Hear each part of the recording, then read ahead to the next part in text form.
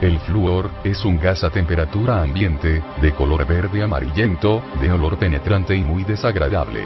Es altamente corrosivo y muy venenoso. Está formado por moléculas diatómicas F2. Es un elemento químico de número atómico 9, situado en el grupo de los halógenos, grupo 17, de la tabla periódica de los elementos. Su símbolo es F.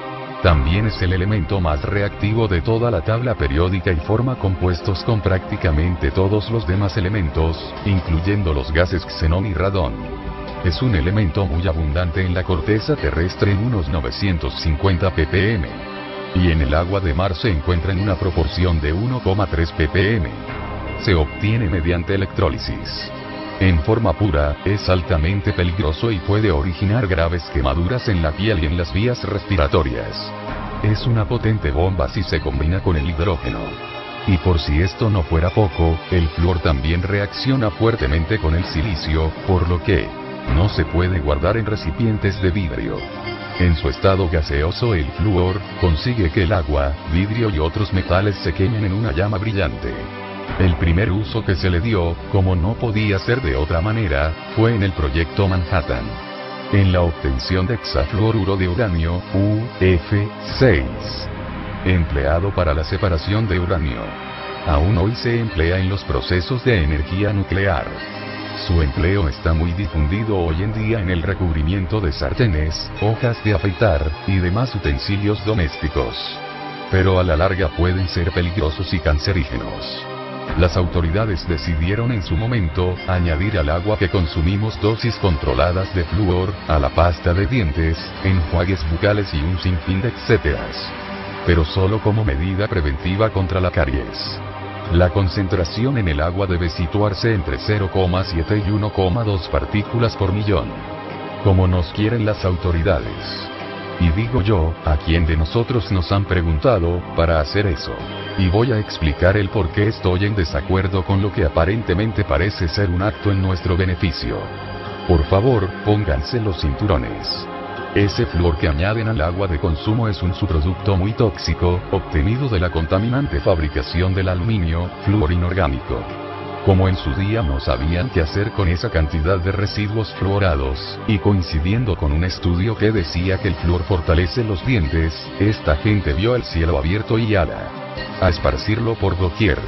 Pero lo que no dicen esta manada de come carroñas, es que el exceso de flúor endurece los huesos y dientes, quedando débil por dentro y a la larga se hacen quebradizos. Y no contento con lo que nos añaden al agua y otros productos sin que lo sepamos, es que en nuestras ciudades y zonas industriales estamos expuestos a dosis tremendamente altas. Es flúor inorgánico y su exceso origina caries, osteoporosis, huesos quebradizos, y luego dicen que podía ayudar en su prevención. Daños en riñones, huesos y músculos. Fluorosis, enfermedad que se da especialmente por sobredosis. Y cuyos síntomas son moteado del esmalte, aumento de la masa ósea con calcificaciones ligamentarias, especialmente en la columna vertebral, espondilitis deformante. Seguramente alguno dirá, son muy pequeñas cantidades las que se echan, y yo le diré que las lesiones no son inmediatas, pueden tardar 20 años en manifestarse, en casos de sobredosis. La tasa de flúor plasmática permanece constante en casos de exceso.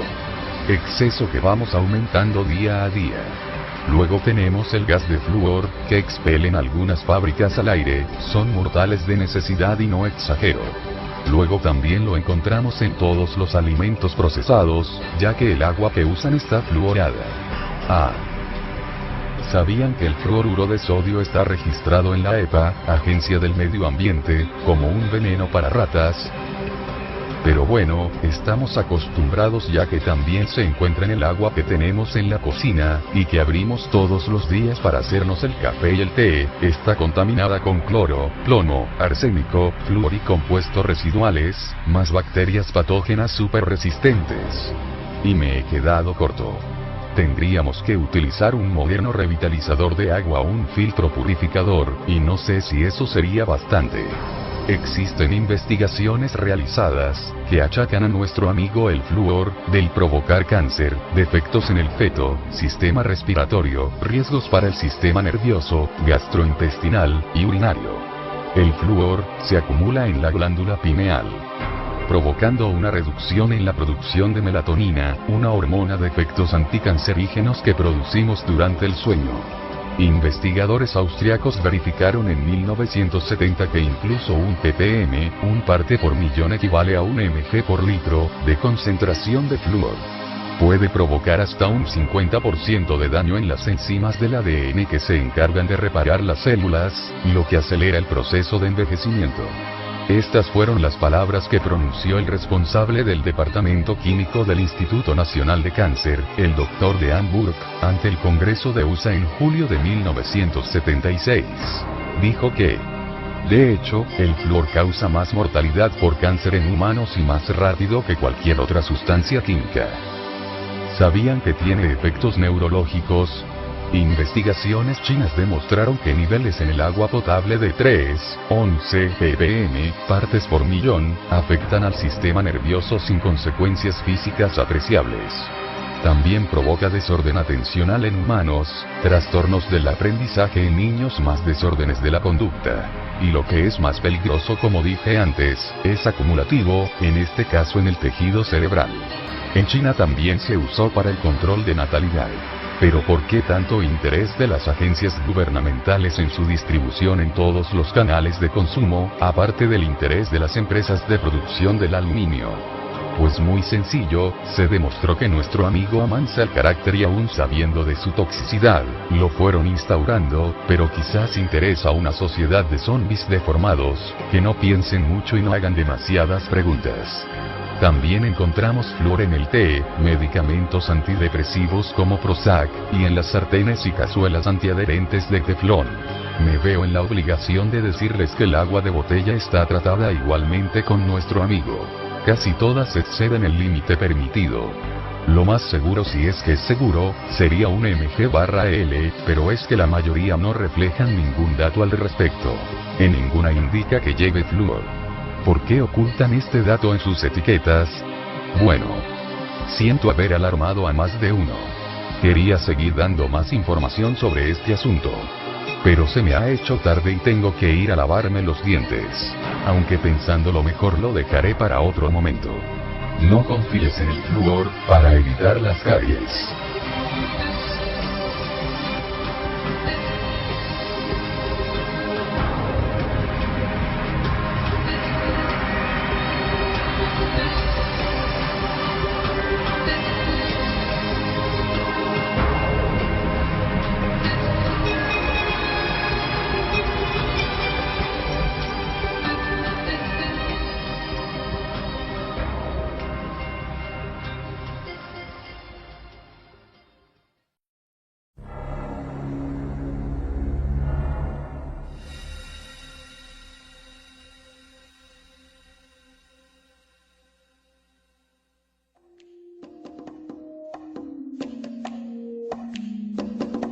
"66% of United States residents' public water is fluoridated.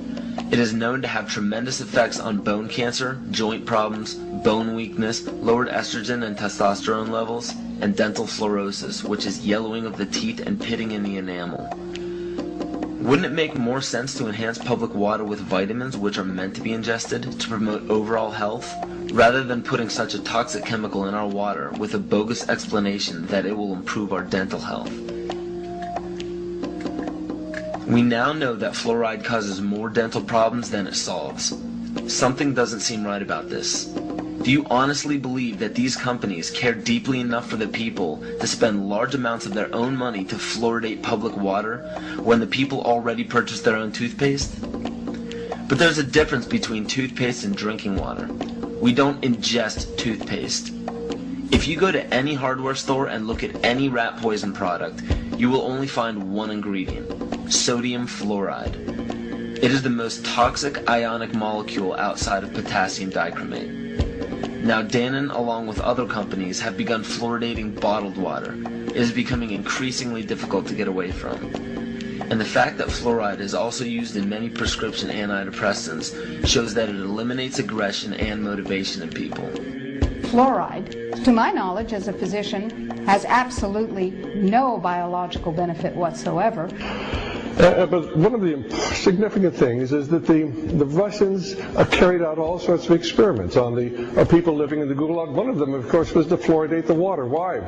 You fluoridate the water, why people are not as aggressive as they ordinarily would be. In fact, what is the active ingredient in Prozac that is so widely distributed in America today? Well, it's a fluoride compound. And now, we are finding that public water nationwide is showing up with arsenic, lead, cadmium, and thermonium, which is a radioactive form of lead.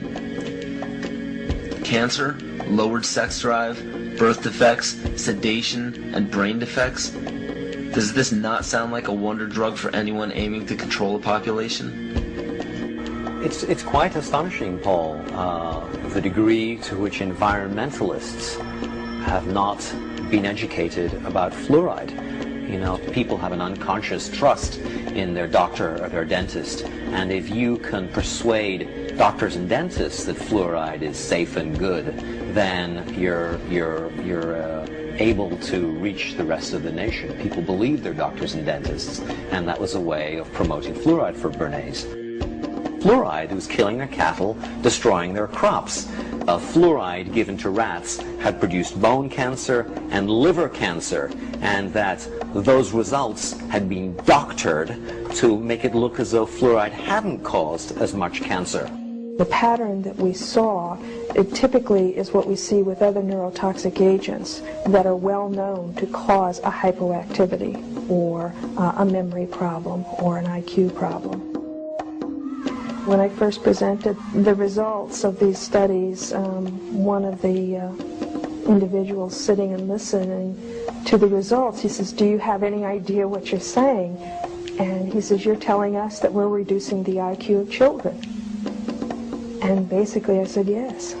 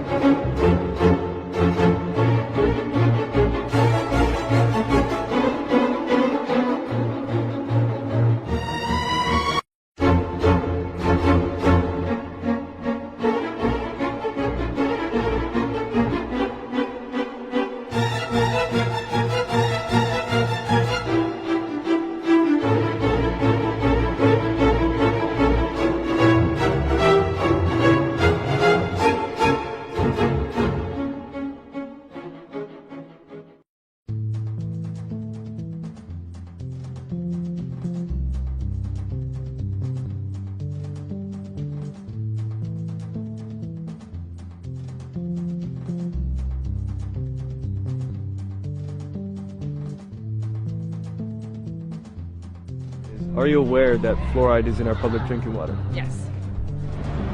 Yes. Yeah. Yeah. No, I wasn't. No? Yes. Yes? I'm aware of this. Yes, I've heard that before, yeah. Yeah, okay. Are you aware that fluoride is in our public drinking water? Yes, I am. Yeah, it's not a good thing though? No. I'm aware of it, yeah. Yeah. Now we are, yes. Why do you think they put fluoride in the water? Well, perhaps they want to keep the water clear or something. I have no idea. My teeth, the enamel on my teeth, yes. Perhaps prevent decay, yeah. I think they put it in the drinking water like back in the day, around the time that penicillin came out, as like an oral sort of preventative sort of thing. The same reason that it's in toothpaste and the stuff that you get your teeth clean and all that other stuff. I don't know, to give it a better taste, to clean it. I don't know. Does it kill bacteria at all? Clean it out, I guess. Is it good for your teeth? Some part of your teeth there? To my understanding is to actually, I don't know, sort of clean it, but I think it's all about population control, right? They tell you it's because it helps, I think, strengthen your teeth enamel, but I have no idea why they really put it in there. I'm not sure. So, do you feel it's good and safe for us? Well, I know that we have some of the safest drinking water in the world. Yeah. I don't know. I don't like chemicals being added to things that like don't need to be there. If we already have fluoride in toothpaste, then I don't see why we have to actually be ingesting it. Because you're not actually supposed to ingest it. That's why you spit the toothpaste out, right? So. No. Why do you feel that way? Well, everything that's extra in the water, I don't think that's a good idea.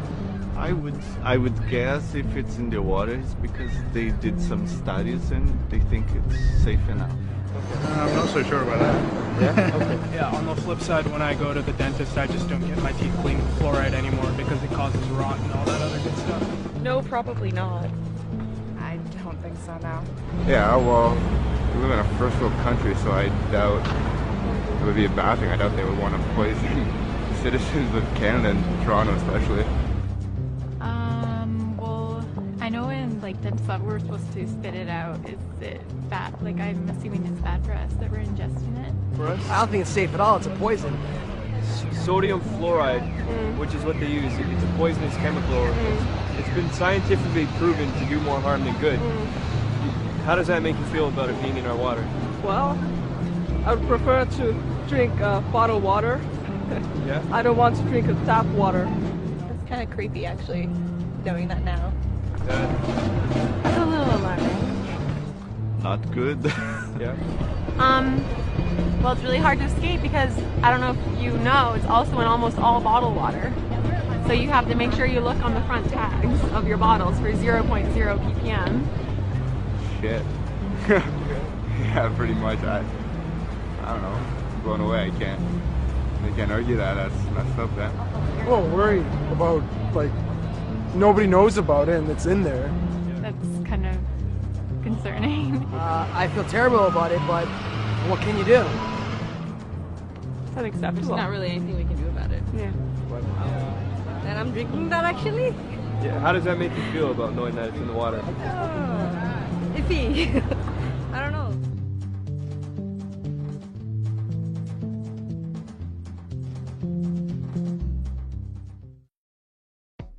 It seems the general public does not know a whole lot about fluoride, and many are questioning its overall safety.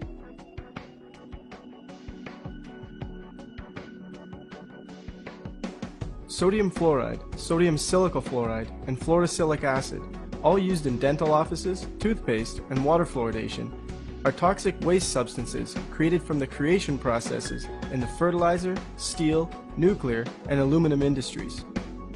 These artificial substances should not be confused with the natural occurring fluoride element. Contrary to popular belief, fluoride used in fluoridation practices is not a pharmaceutical-grade substance, but instead industrial toxic waste. When these industries were faced with the problem of how to legally dispose of the excessive amount of toxic waste they were producing, Alcoa, the Aluminum Company of America, the largest producer of fluoride at the time, hired the services of scientist Gerald J. Cox to discover whether fluoride could be beneficial for preventing tooth decay. Gerald Cox, with vested interest, concluded that since the natural fluoride element can help in preventing tooth decay, these poisonous chemicals can also.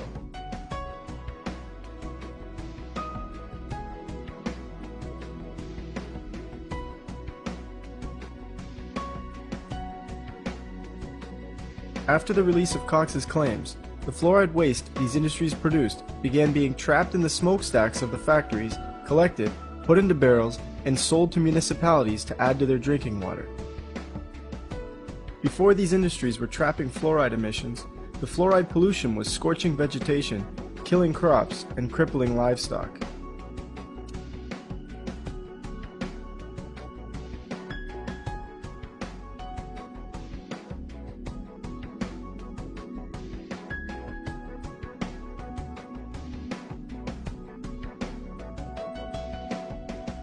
Today, this very same toxic chemical is ingested by millions each day through public water supplies. While these industries solved their waste problems and began profiting, communities are now ingesting an extremely toxic chemical. You most commonly hear of fluoride being used in the dental office or in fluoridated toothpaste, as it is believed to help prevent tooth decay. The unproven theory behind the use of fluoride on teeth is that it combines with tooth enamel to make the teeth harder and more resistant to acid attacks. Hydroxyapatite, a form of calcium on the teeth, is susceptible to too much acid and will break down, leaving teeth exposed to decay. It's assumed that fluoride creates a shield for the hydroxyapatite, and with fluoride being more resistant to acid, it helps protect the teeth. All of these methods apply to fluoride being used topically. We also find the systemic use of fluoride through adding it to public drinking water. In theory, putting fluoride in the water will allow the fluoride to be ingested, pass through the body, and find its way to the teeth so the tooth enamel can be hardened. It is believed that since the use of fluoride, dental and oral health has increased greatly, and it should all be credited to the use of fluoride. Further, although fluoride is recognized as a highly toxic poison by regulation boards, it is still approved and nominated as one of the top 10 great medical innovations of our time by the Center for Disease Control.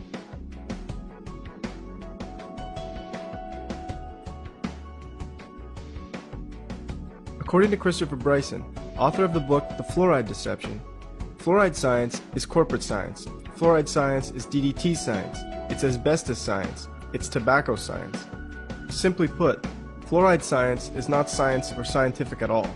It's distorted science made up by political officials who have a completely different agenda in mind other than public health. In fact, the information we have been fed about fluoride, its effectiveness, and its purpose is all highly in question.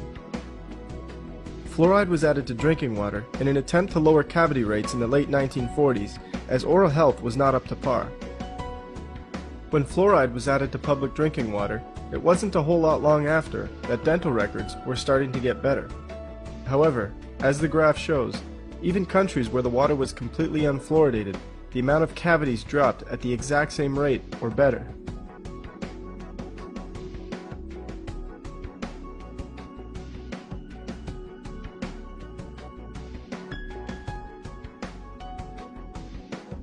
If we look even further into ingesting fluoride through the drinking water, data shows it has no benefit to the teeth whatsoever.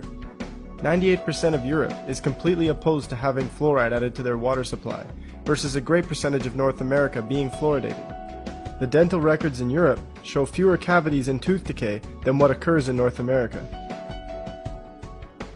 To put the nail in the coffin of fluoridated drinking water, in Kuopio, Finland, water was fluoridated from 1959 to 1992. As public concern raised about the use of fluoride, it was removed from the water supply in 1992, and dental records got better.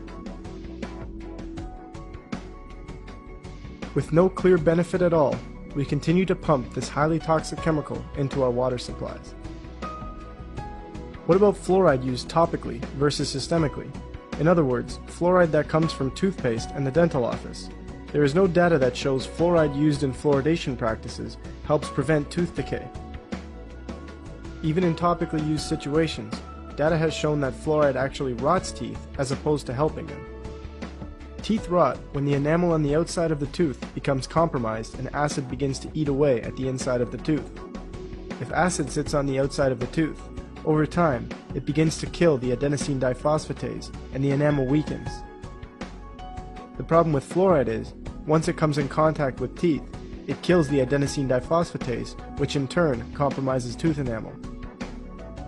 As the findings of chemist researcher Dr. Gerard F. Judd show, not only does he find that fluoride rots the teeth, but there is absolutely no need for fluoride in creating strong tooth enamel.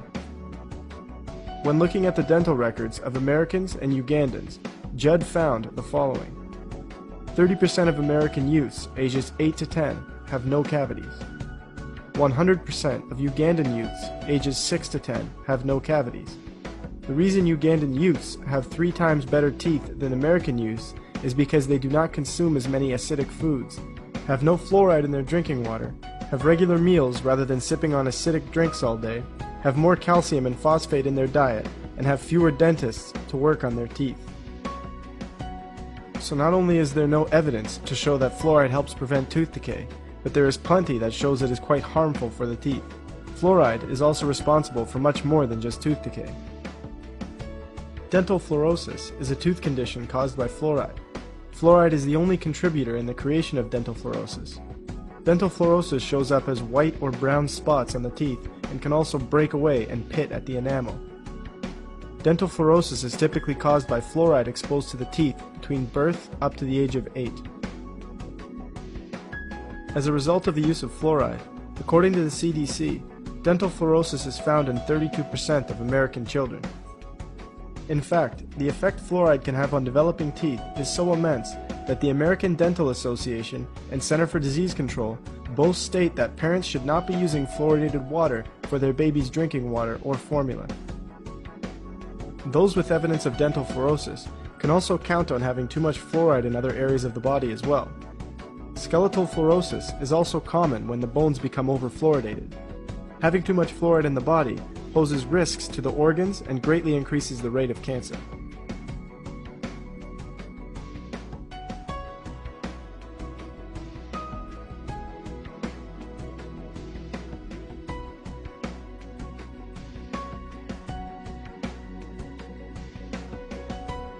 We understand that the fluoride we use in toothpaste, water, and at the dentist is all toxic poison. We understand that there is no science to show these chemicals prevent tooth decay, but that they in fact harm teeth. Safety boards and our governments both know this very well. So why? Why do they continue to pump this toxic chemical into our water supply? The fluoride story starts in 1939, when Alcoa, the Aluminum Company of America, then the world's largest producer of sodium fluoride, and the Dow Chemical Company transferred its technology to Germany. It was found that fluoridation caused slight damage to a specific part of the brain and neurotransmitters, making it more difficult for the person affected to defend his freedom, causing the individual to become more docile towards authority. Hitler's eugenics program was no secret to anyone. The CIA quickly picked up where he left off, making the chemical control of an entire nation a main part of their research.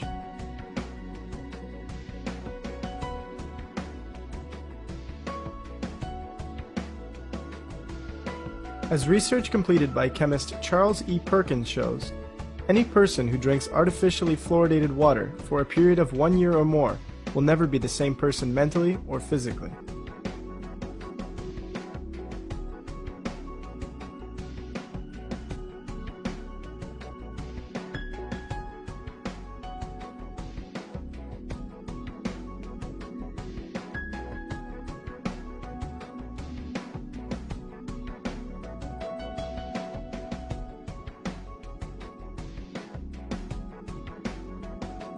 I began to realize that fluoridation was a problem. One of the first things I did is I looked at my tube of toothpaste. It says drug facts. I know it's a drug. If I were to give it to you, it'd have to be a prescription. That's for swallowing. When it comes to toothpaste, it also says don't swallow. And if you do swallow, contact a poison control center. Well, the amount of fluoride that they're talking about is a pea-sized amount of fluoride. You probably don't see that in advertisements, a pea-sized amount of fluoride. Usually when I see an advertisement, it looks more like a Dairy Queen ice cream cone. That amount is 1/4 milligram of fluoride. Well, that's the same amount of fluoride as what we find in 8 ounces of water. 1/4 milligram of fluoride, 1/4 milligram of fluoride. Don't swallow. If you do, call the Poison Control Center. We're developing a society because of all of these different toxins known to affect brain function.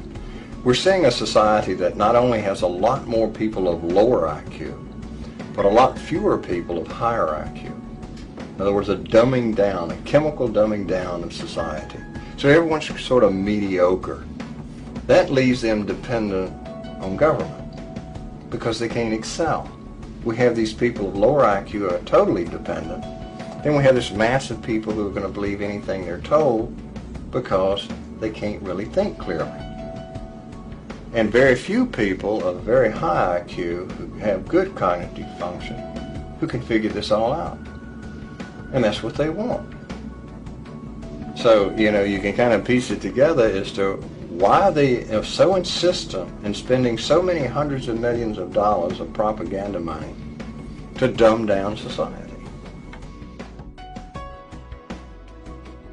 You have to begin to look at things for what they truly are.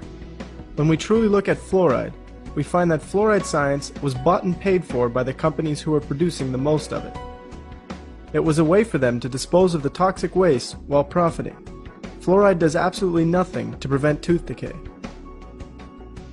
Of course, all of this benefits those in charge as well, as it creates a mentally docile nation who will believe what is said to them and do what they are told without question. The hard-to-swallow truth is, fluoride is used to chemically control human beings. Not only does fluoride cause issues for the teeth and mental health, but is highly linked and sometimes the direct cause of cancer, kidney disease, thyroid issues, bone disease, arthritis, immune system deficiencies, and the lowering of IQ.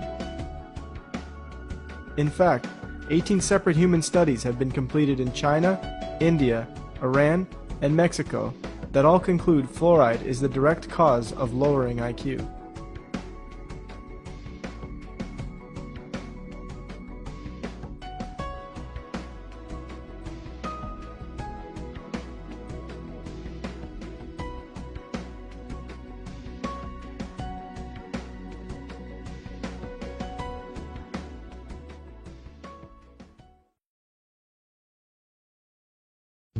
You are now fully aware that fluoride is not what it seems, and you want to do something about it. So what can you do? When it comes to drinking water, it can be quite difficult to avoid fluoride at times, as it is found in the majority of bottled water as well. Find out if your city water is fluoridated or not. If your city is not fluoridated, drinking tap water versus bottled water will allow you to avoid the fluoride. But this still isn't ideal, as tap water still contains chlorine and other chemicals that aren't good for the body. The ideal situation is to purchase a water filtration system that filters out both chlorine and fluoride. Some better than others, but some also more expensive than others. Make sure the filter is capable of filtering out fluoride. In terms of toothpaste, there are many types of toothpaste out there that do not contain fluoride. Next time you're at the store, check out the various natural brands that do not contain fluoride.